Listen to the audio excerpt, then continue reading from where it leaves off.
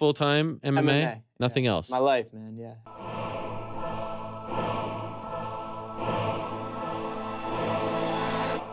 Back to the daily grind. Thanks for checking out the channel.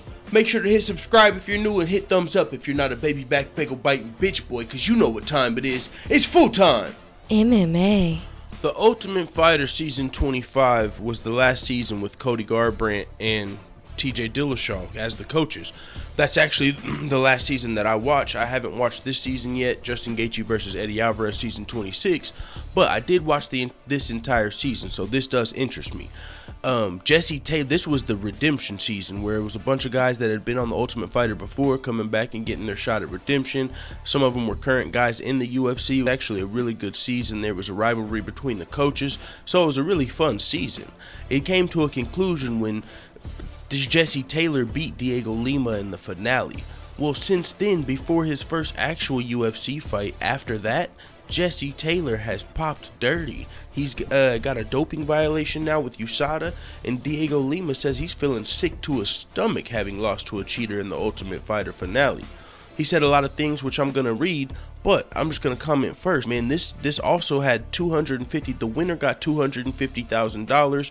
There was also like win bonuses throughout the season, like $5,000 per win, and it turned out, and there was like an additional bonus for like $5,000 per finish or some shit. So if you finished everybody and won every fight, you get about an extra $40,000. So Jesse Taylor ended up winning $290,000 in this event, and come to find out, he was, you know, most likely doping through the entire event. And so it's looking like cheaters get paid to win here. I mean, you can say what you want, but as long as he gets to keep that $290,000, I'm sure he don't give a flying fuck about what nobody's saying.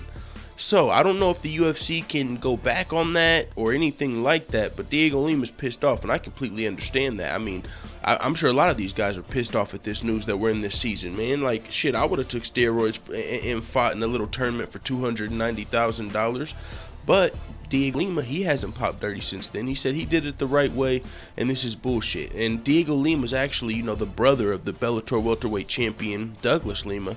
Did he lose his belt yet to Rory or something? I don't know, but yeah, Bellator welterweight champion Douglas Lima, this is his brother. He was fighting in the Ultimate Fighter this season, Redemption.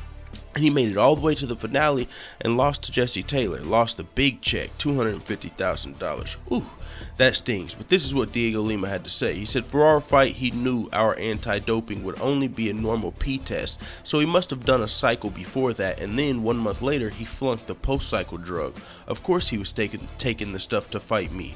It was a relief for me, to be honest. That was on my mind. Why was that guy so much stronger than me? I trained so hard and the guy tossed me around like I was nothing. How? It's not possible. I knew how strong he was in the house, so for me it would have been the same at the fight. And one thing that reminds me of is when Chael Sonnen, you know, after John Jones popped dirty, he said, well, Chael Sonnen said, when I fought him, I had more juice concentrate than Tropicana, and he still threw me around like a Mack truck. So I kind of had a feeling, but I'm not going to accuse a guy that's never been popped. And that's how I feel. I don't like accusing people of being on steroids if they've never had a violation. But that's what Dhiego Lima was saying. I was wondering, how the fuck was he this much stronger than me? I've been training. What the hell's going on here? So Lima finished his thoughts by adding, it just wasn't any fight, it was a finale. There was $250,000, and it actually ended up amounting to $290,000 on the line. I have 3 kids. I trained very hard for this fight. I suffered so much. Some days, damn, 3 kids, $250,000 on the line. That's fucking ass. That's pretty fucked up. He said, I suffered so much. Some days I couldn't even walk because I was training so hard. I knew about his strength. I knew about his wrestling. I prepared for everything. I trained for him for 6 weeks. He was on my team. I knew what I had to do to win the fight, and I did everything right. I passed my post-fight test, and then I hear that he flunked the test a month later. Knowing he did a cycle for my fight, that hurts me a lot. I suffered so much for this fight, and this guy cheats and beats me. It pisses me off. Hey, 200, man, that thinking about that for a second. 3 kids, $250,000, bro. That's like 5 years worth of pay and shit. You nigga, that's 5 good Christmases this dude just took away.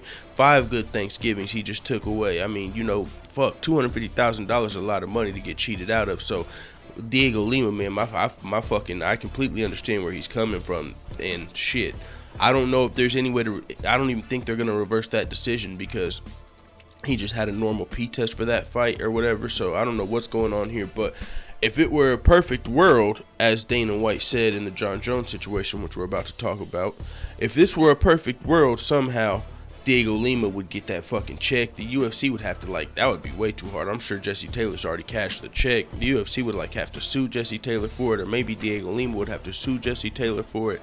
There'd be a whole lot of shit to go on that he's already fucking got the check and shit. So this is kind of some bullshit.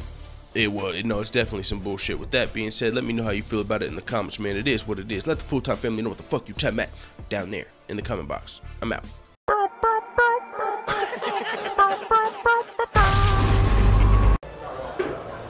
Bye, Felicia.